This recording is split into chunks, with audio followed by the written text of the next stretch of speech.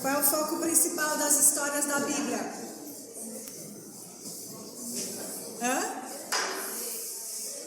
Revelar Deus, né? Nos revelar Deus. Uma irmã me perguntou, e foi muito bom ela ter perguntado para eu poder comentar isso daí. Se a Tamar... deixa eu voltar aqui a projeção. Se a Tamar, ela também tinha sofrido incesto, né? Mas existem duas Tamares na Bíblia. A outra Tamar é a filha de Davi. Essa sim foi violentada pelo irmão. Então essa Tamar que eu estou contando é outra. Essa relacionada a Judá, essa história acontece bem antes na história do povo de Israel. Nós estamos falando aqui na época que José estava no Egito. Lembra que nós estamos em Gênesis, essa história está em Gênesis. E a outra Tamar era filha de Davi, então a gente tem aí uma história longa, não sei te dizer de cabeça aí quantos anos, mas ainda muita coisa vai acontecer até chegar a essa outra Tamar, né? Então é a outra Tamar. Então vamos lá, vamos agora ver como é que Deus se revela na história de Raabe. História muito interessante. Vamos lá para Josué 2, capítulo 2.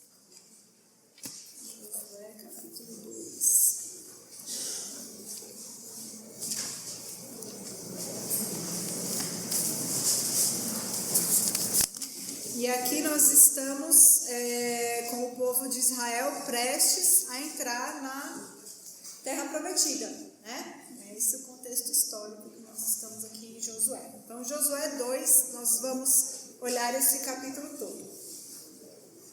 De Sitim enviou Josué, filho de Num, 2 homens secretamente como espias, dizendo: andai e observai a terra em Jericó. Foram, pois, e entraram na casa de uma mulher prostituta, cujo nome era Raabe, e pousaram ali. Então se deu notícia ao rei de Jericó, dizendo: eis que esta noite vieram aqui uns homens dos filhos de Israel para espiar a terra. Mandou, pois, o rei de Jericó dizer a Raabe: faze sair os homens que vieram a ti e entraram na tua casa, porque vieram espiar toda a terra.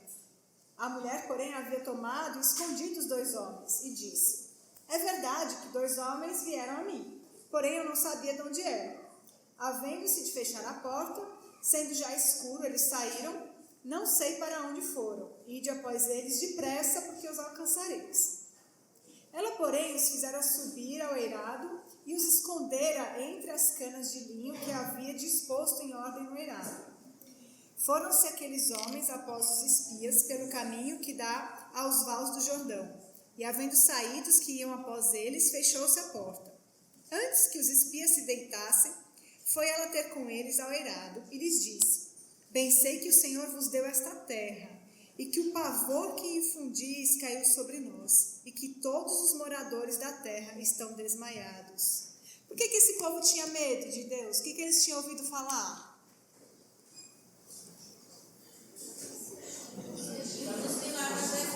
As pragas do Egito, né? As pragas do Egito, Deus se revelou.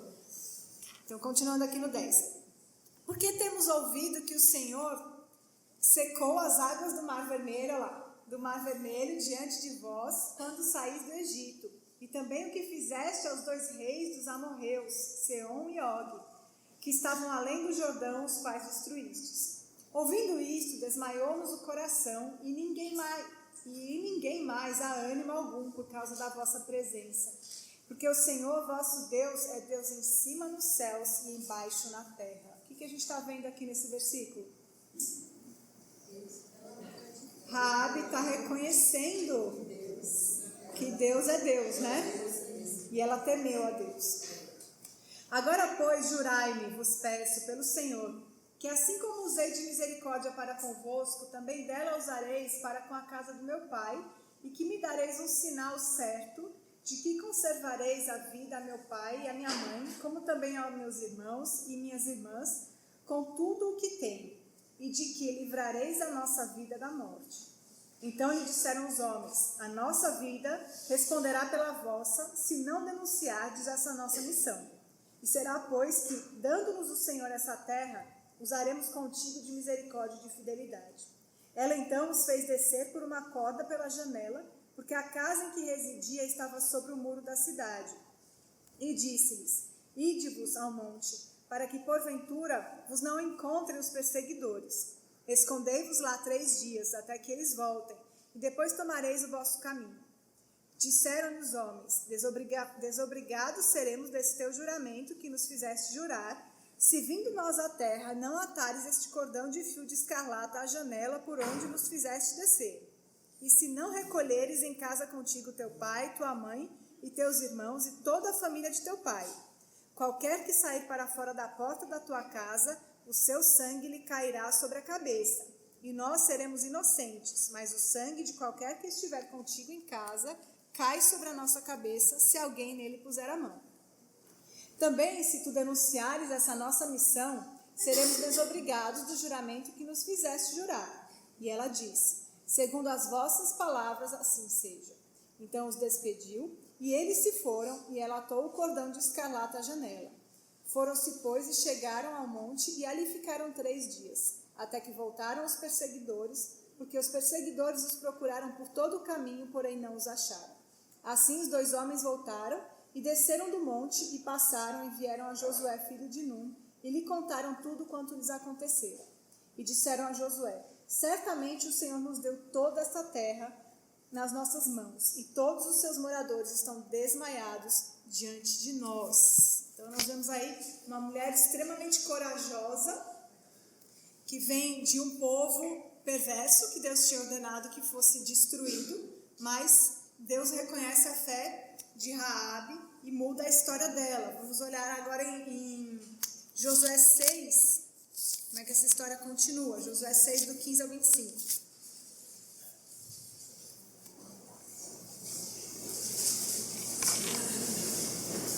Josué 6. No 7º dia madrugaram ao subir da alva, e da mesma sorte rodearam a cidade 7 vezes. Somente naquele dia rodearam a cidade 7 vezes. E sucedeu que na 7ª vez, quando os sacerdotes tocavam as trombetas, disse Josué ao povo: gritai, porque o Senhor vos entregou a cidade. Porém a cidade será condenada, ela e tudo quanto nela houver. Somente viverá Raabe, a prostituta, e todos os que estiverem com ela em casa, porquanto escondeu os mensageiros que enviamos. Tão somente guardai-vos das coisas condenadas, para que, tendo-as vós condenado, não as tomeis. E assim tornareis maldito o arraial de Israel e o confundais. Porém toda a prata, o ouro e utensílios de bronze e de ferro são consagrados ao Senhor, irão para o seu tesouro. Gritou, pois, o povo, e os sacerdotes tocaram as trombetas. Tendo ouvido o povo o sonido da trombeta e levantado grande grito, ruíram as muralhas, e o povo subiu à cidade, cada qual em frente de si, e a tomaram. Tudo quanto na cidade havia destruíram, totalmente a fio de espada. Tanto homens como mulheres, tanto meninos como velhos, também bois, ovelhas e jumentos. Então disse Josué aos 2 homens que espiaram a terra: entrai na casa da mulher prostituta e tirai-a de lá com tudo quanto tiver, como lhes jurastes. Então entraram os jovens, os espias, e tiraram Raabe, e seu pai, e sua mãe, e seus irmãos, e tudo quanto tinha. Tiraram também toda a sua parentela, e os acamparam fora do arraial de Israel. Porém a cidade e tudo quanto havia nela queimaram. Tão somente a prata, o ouro e os utensílios de bronze e de ferro deram para o tesouro da casa do Senhor. Mas Josué conservou com vida a prostituta Raabe e a casa de seu pai e tudo quanto tinha, e habitou no meio de Israel até o dia de hoje, porquanto esconderam os mensageiros que Josué enviara a espiar Jericó. E aqui a gente vê uma coisa tão interessante, né? Que aconteceu na vida de Raabe. Então ela era gentia, né? Não fazia parte do povo de Deus. Vinha de Jericó, a cidade que Deus ordenou que fosse completamente destruída. O pecado dela fica bem claro toda vez que a gente lê Raabe, que era prostituta, Raabe, que era prostituta. Então, a todo momento, né, para ninguém ter dúvida, realmente era prostituta, mentiu para esconder aqueles homens, eles estavam lá e ela disse que eles não estavam. Né? Então, tudo isso não deixa de ser pecado. mas Deus transformou de tal forma a vida de Raabe. Dessas mulheres que eu vou falar para vocês, todas elas, a história de Raabe é a que mais me impressiona. Porque Deus transformou uma prostituta em mãe de família. E sabe de quem que ela foi mãe? De um homem, gente, que nós vemos a história dele. Na verdade, vocês vão ver a história dele amanhã, amanhã vai ser falado sobre Ruth. Então vocês vão ver um homem que era um cavalheiro, Boaz. Raabe foi a mãe de Boaz, que casou com Ruth. E na história de Ruth a gente observa ele, um homem extremamente cuidadoso, atencioso, cavalheiro. Poderia ter abusado de Ruth tranquilamente na situação que ela estava, completamente vulnerável. E ele se comporta assim como realmente um homem de Deus. E quem era a mãe dele? Raabe, a prostituta. Né? Então a gente vê mais uma vez quem é o nosso Deus, né? Um Deus que não se importa com o nosso passado, o que a gente fez, e é capaz de transformar qualquer história, qualquer pessoa. Né? Por pior, entre aspas, que seja o pecado diante dele, qualquer pecado é ruim, mas aos nossos olhos nós temos essa avaliação, pecados piores, né? Então, como Deus transforma a ponto de pegar uma prostituta e transformá-la em mãe de família. Então Deus adotou, protegeu, transformou, providenciou um marido e filhos para Raabe. Então é isso que a gente aprende de Deus nessa história de Raabe.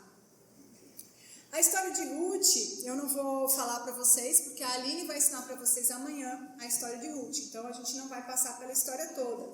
Eu vou só dar uma olhada no capítulo 4 de Ruth. Vamos lá. Vou contar só o fim da história para vocês, né? Aí é maldade fazer isso, né? Não, eu não vou ler, não. Não vou ler. Nem o capítulo 4. Deixa que amanhã a Aline vai contar a história e vocês vão ficar sabendo. Vocês já sabem que Ruth está na linhagem do Messias. A gente começou falando sobre a nossa genealogia. Então, a gente já sabe que ela faz parte da família. E ela casou com Boaz, que foi o filho de Raabe, e ela vai ser a mãe de Obed, que vai ser o avô de quem? Eita, é muita família para a gente entender, né? O avô de Davi. Então, a gente vai se familiarizando aí com essas peças da família, no final das contas, da família de Jesus, né? A gente está falando aqui da família de Jesus. Mas amanhã vocês vão ver a história de Ruth. Era moabita, povo inimigo de Deus. Foi salva também pela fé no Deus de Israel. Ela não era do povo judeu, né? Então ela também se converte ao Deus de Israel. Uma passagem linda que tem no livro, mas isso vocês vão ver amanhã. Então Deus salvou, protegeu e proveu para Ruth. Muito parecida com a história de Raabe que nós vimos. E aí, nossa última história de hoje, a história de Batseba. 2 Samuel, vamos lá olhar.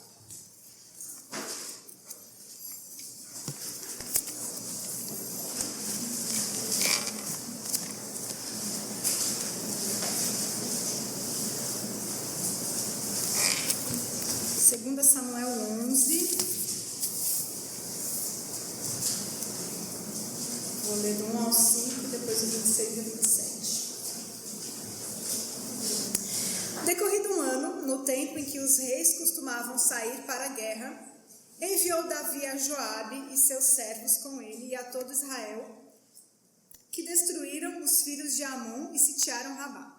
Porém, Davi ficou em Jerusalém. Uma tarde, levantou-se Davi do seu leito e andava passeando no terraço da casa real. Daí viu uma mulher que estava tomando banho. Era ela muito formosa. Davi mandou perguntar quem era. Disseram-lhe, é Batseba, filha de Eliã e mulher de Urias, o heteu. Então enviou Davi mensageiros que a trouxessem. Ela veio e ele se deitou com ela. Tendo-se ela purificado de sua imundícia, voltou para sua casa. A mulher concebeu e mandou dizer a Davi, estou grávida. 26 e 27 também. Ouvindo, pois, a mulher de Urias que seu marido era morto... Não, deixa eu comentar primeiro. Perdi um pedaço. A Bíblia não nos dá muito mais informação do que isso que a gente acabou de ler sobre essa situação de Batseba tomando banho e Davi observando, né? Mas nós podemos talvez pensar em algumas coisas, né? Como é que a mulher, o marido está na guerra e aí ela vai tomar banho bem na hora que o rei está ali na varanda? E será que ela já não tinha alguma intenção? De repente, se meu marido morrer, será que eu não consigo me dar bem, né? A gente não sabe, na verdade, qual era a intenção dela. Mas essa situação é esquisita, né? Vocês podem concordar comigo. Ninguém é obrigado a tomar banho em determinado horário. Concordam comigo? Então, ela não foi ameaçada. Vai tomar banho naquela hora, né? Então, a história é um pouco esquisita. Então, nós podemos ver também um pouco do pecado de Batseba aí nessa situação, né? Talvez tentando seduzir Davi. A questão é que a situação se complica, ela engravida. Davi percebe que isso vai causar um grande problema, então ele faz de tudo para parecer que ela engravidou do próprio marido, não consegue, então no final das contas ele decide, não, eu vou matar, vou arrumar um jeito de matar o marido dela, porque aí a situação vai, né, na cabeça dele ia melhorar. Isso, na verdade, nos mostra uma realidade que o pecado sempre acaba nos levando mais longe do que nós imaginávamos, causando consequências piores do que nós imaginávamos, né? Isso é o que o pecado entrega, né? Ele promete muitas coisas boas, mas entrega muitas coisas ruins. Então, agora sim, versículo 26 e 27. Ouvindo, pois, a mulher de Urias que seu marido era morto, ela o pranteou. Passado o luto, Davi mandou buscá-la e a trouxe para o palácio.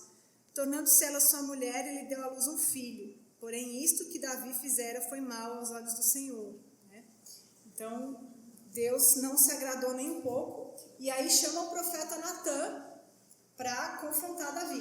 A gente vai para o capítulo 12. O Senhor enviou Natã a Davi. Chegando Natã, Davi disse: havia numa cidade 2 homens, um rico e outro pobre. Tinha o rico ovelhas e gado em grande número, mas o pobre não tinha coisa nenhuma, senão uma cordeirinha que comprara e criara, e que em sua casa crescera junto com seus filhos. Comia do seu bocado e do seu copo bebia, dormia nos seus braços e a tinha como filha. Vindo um viajante ao homem rico, não quis este tomar das suas ovelhas e do gado para dar de comer ao viajante que viera a ele, mas tomou a cordeirinha do homem pobre e a preparou para o homem que lhe havia chegado. Então o furor de Davi se acendeu sobremaneira contra aquele homem e disse a Natã: tão certo como vive o Senhor, o homem que fez isso deve ser morto. E pela cordeirinha restituirá 4 vezes, porque fez tal coisa e porque não se compadeceu. Então disse Natã a Davi: tu és o homem. Assim diz o Senhor, Deus de Israel: eu te ungi rei sobre Israel e te livrei das mãos de Saul. Dei-te a casa do teu senhor e as mulheres do teu senhor em teus braços, e também te dei a casa de Israel e de Judá. E se isso fora pouco, eu teria acrescentado tais e tais coisas. Porque, pois, desprezaste a palavra do Senhor, fazendo o que era mal perante ele? A Urias, o heteu, feriste a espada, e a sua mulher tomaste por mulher, depois de o matar com a espada dos filhos de Amon. Agora, pois, não se apartará a espada jamais da tua casa, porquanto me desprezaste e tomaste a mulher de Urias, o heteu, para ser tua mulher. Assim diz o Senhor: eis que da tua própria casa suscitarei o mal sobre ti. Tomarei as tuas mulheres à tua própria vista e as darei ao teu próximo, o qual se deitará com elas em plena luz do sol. Porque tu o fizeste em oculto, mas eu farei isto perante todo Israel e perante o sol. Então disse Davi a Natã: pequei contra o Senhor.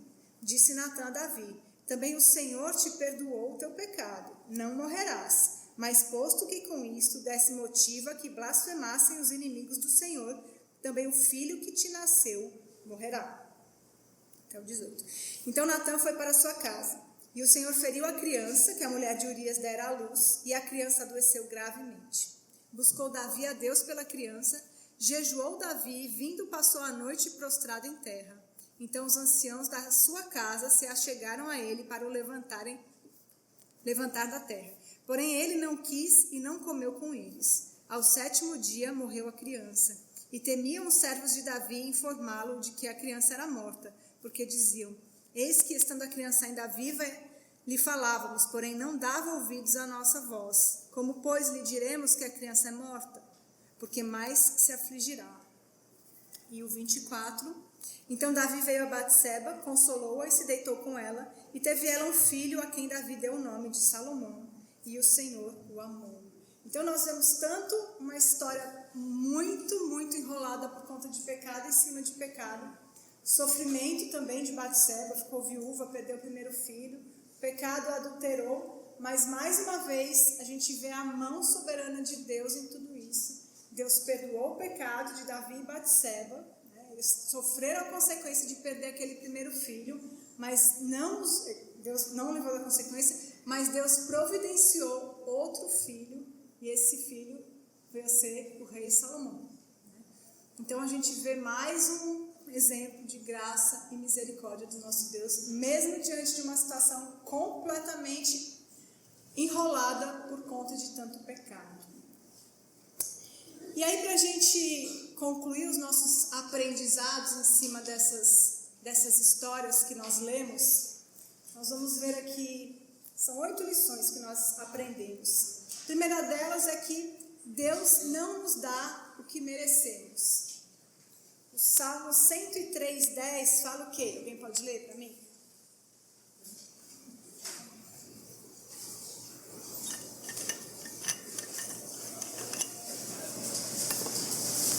Não nos trata segundo os nossos pecados, nem nos retribui consoante as nossas iniquidades. Que maravilha, né? Quanta esperança quando a gente sabe disso, que Deus não nos trata conforme as nossas iniquidades.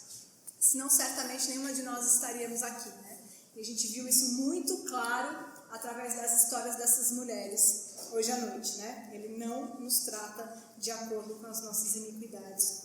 Segunda lição que nós vimos é que Deus nos dá o que não merecemos. Isso é o exemplo da graça dele. Romanos 3, 23 e 24 fala o quê? Alguém pode ler, por favor.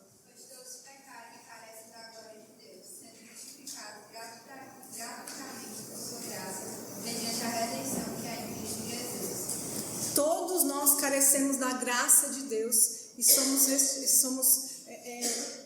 Deus refaz esse relacionamento com a gente através de Jesus Cristo gratuitamente, pela nossa fé e arrependimento dos nossos pecados. Então, Ele nos dá o que nós não merecemos, graça de Deus. Terceira lição que nós aprendemos com essas histórias dessas mulheres.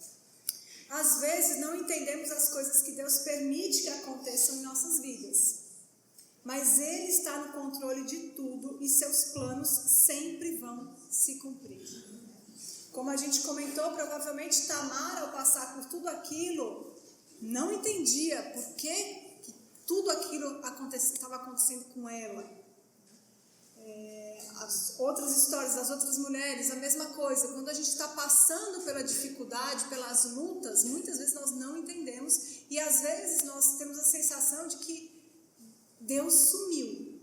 Ou Ele não está lá, ou Ele não está vendo, né? E apropriado comentar essas situações que vêm acontecendo no Brasil, né? Nós tivemos um começo de ano com muitas tragédias e hoje eu até postei falando do livro Confiando em Deus, do Jerry Bridges, que eu acho um livro extremamente apropriado para a gente ler nesse começo de ano, diante de tantas coisas acontecendo que nós corremos o risco de não compreender muito bem quem é Deus, pensar, meu Deus, as coisas estão fora do controle, né? Eu acho que Deus não está vendo, ou Deus desistiu da humanidade, mas essa não é a verdade. A verdade, nós temos o final da história, está escrito, nós temos aqui nas nossas mãos, né?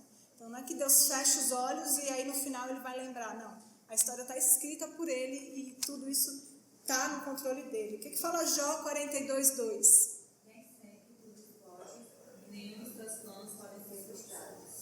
Nenhum dos planos de Deus vão ser frustrados. E Jó chega a essa conclusão depois de sofrer também muitas coisas, né? Creio que a maioria de vocês é familiarizado com a história de Jó. Quarta lição que nós aprendemos hoje, que Deus usa até o nosso sofrimento para atingir os seus propósitos. o sofrimento não está lógico. Deus, quando Ele criou o ser humano, criou o mundo, o propósito dele não era que houvesse sofrimento, mas o homem desobedeceu. E aí, a partir disso, o sofrimento entrou no mundo e nós vamos passar por situações de sofrimento nesse mundo. Não tem... E Jesus nunca quis tornar a história mais bonita, né? Falou, não, vai dar tudo certo. Aquela famosa frase, né? Vai dar tudo certo, né, pastor Genô? Jesus nunca disse isso, pelo contrário. Ele disse, vai dar errado. Vai dar errado, não se assuste, vai dar errado, né? No mundo passareis por aflições, mas tem de bom ânimo, eu venci o mundo. E a nossa vida não é aqui embaixo, não é essa, a nossa esperança não está aqui. Mas o que Deus faz? Ele usa essas situações de sofrimento para que Cristo seja formado dentro de nós, para que nós cresçamos à imagem e semelhança de Jesus Cristo, né? O Filho dele, o único que o agradou completamente. Quinta lição que nós aprendemos, que Deus é provedor e protetor dos seus filhos. Nós muitas vezes não entendemos como as coisas vão se organizar no final, mas a verdade é que Deus protege e provê para os seus filhos. Salmo 127, 1 e 2 vai nos mostrar essas duas coisas, a proteção e a provisão de Deus. Quem é que pode ler?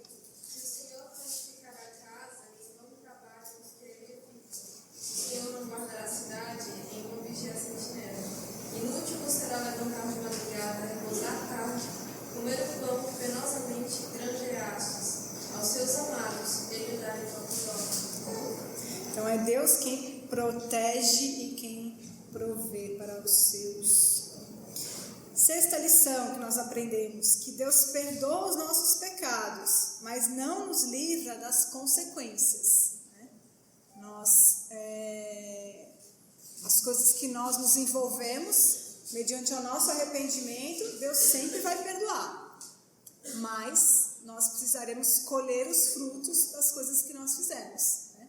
A situação de Davi, ele adultera, tenta corrigir ele da forma dele, acha que ninguém vai ver, passa um tempo, né, até Deus chamar Natan para confrontá-lo, mas Deus ainda assim deixa que a consequência aconteça. Ele perde aquele filho, não só isso, mas a gente vê Deus falando que a espada nunca se apartaria da casa dele. E aí a gente vai, a partir daí, estudar a história de Davi, problema com o filho aí que não acaba mais, né? Inclusive a história de Tamar, que a irmã tinha perguntado e eu comentei, do incesto de Tamar, é filha de Davi. Então, realmente a gente vê que muitas coisas aí acontecem como consequência do que Deus permitiu para Davi, né? E é aquela questão, a quem muito é dado, muito vai ser cobrado. E Deus deu muita coisa a Davi.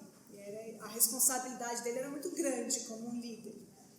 E tendo feito o que fez, as consequências ficaram por aí. Números 14, 18. O Senhor é bondoso e grande misericórdia, e perdoa a iniquidade e a transgressão. Ainda que não inocente o pai, e visita a iniquidade dos pais e dos filhos, até a terceira e quarta geração.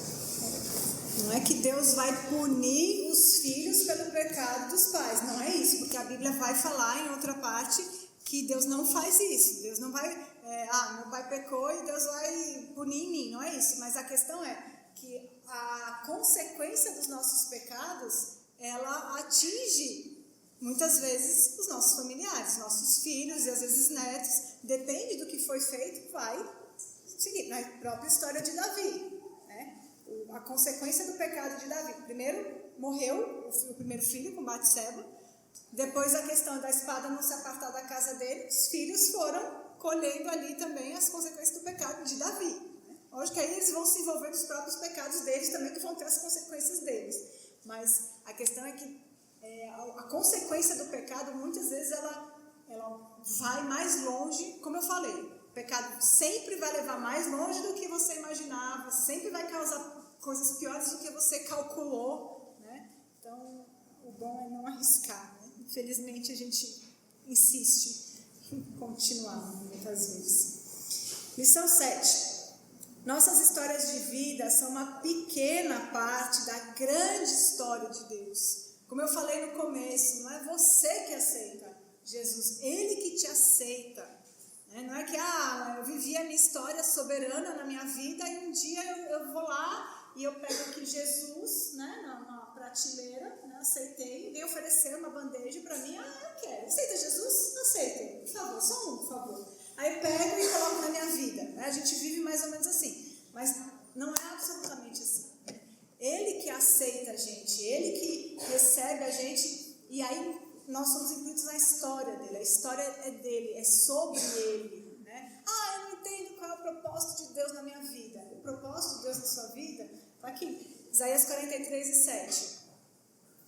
A todos os que são chamados pelo meu nome, os que criei para a minha glória, que formei e fiz. Qual é o propósito de Deus para a sua vida?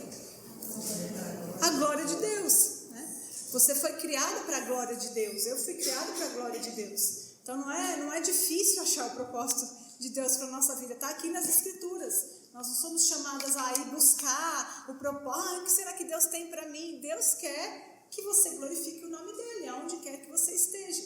Esse é o objetivo de Deus para a sua vida. Né? Você glorifique o nome dEle. Nós somos uma pequena parte da história, muito pequena. O mundo não gira ao nosso redor. Que pena, né? A pior notícia da noite que vocês receberam aqui. 8ª e última lição que nós aprendemos. Deus aceita qualquer pessoa que coloca a sua fé inteiramente nele. Inteiramente nele. Nos arrependemos dos nossos pecados e reconhecemos Ele como Senhor, Salvador e Senhor das nossas vidas. Muitas vezes a gente reconhece facilmente a questão do Salvador, né? Quem não quer um Salvador? Ainda mais nessa ideia do aceitar, né? Aceita um Salvador? Lógico que eu aceito de graça, né? E o Senhor? Você aceita um Senhor para a sua vida? Alguém que vai controlar? Na verdade, Ele já controla, né? A gente que acha que não. Mas Ele já controla. O que a gente vai fazer é reconhecer isso e passar a viver de maneira alinhada com isso. Então, agora eu vivo de forma alinhada com isso. Eu sei quem é o dono da minha vida. Eu sei que eu vivo para Ele. Eu sei que eu estou aqui para trabalhar para Ele. Eu sei que eu estou aqui para trazer glórias ao nome dEle. O que diz Romanos 9:10? Porque quando eu vou confessar diante do Senhor e em teu coração creres que Deus ressuscitou dentre os mortos, serás salvo. Né? Então, quando a gente crê de todo o coração e reconhece isso, nós podemos ser salvos. As pessoas podem ser salvas. E aí Deus não faz distinção de pessoas. Nós vimos que mesmo no Antigo Testamento, nós hoje vimos histórias de 2 mulheres que não eram do povo judeu. E nós vemos claramente que Deus as aceitou, né? Tanto que elas estão na família de Jesus Cristo, na genealogia que nós lemos ali em Mateus, as pessoas que reconheceram que Deus era Deus, né? E aí, para a gente finalizar, quero só fazer um minuto de comercial aqui para vocês, falando de 2 coisas. A primeira delas é a conferência de treinamento e aconselhamento bíblico. Né? Eu costumo dizer que é a melhor semana do ano, a semana onde nós estudamos intensamente as Escrituras para aprender como lidar com os desafios da nossa vida, os nossos desafios do dia a dia.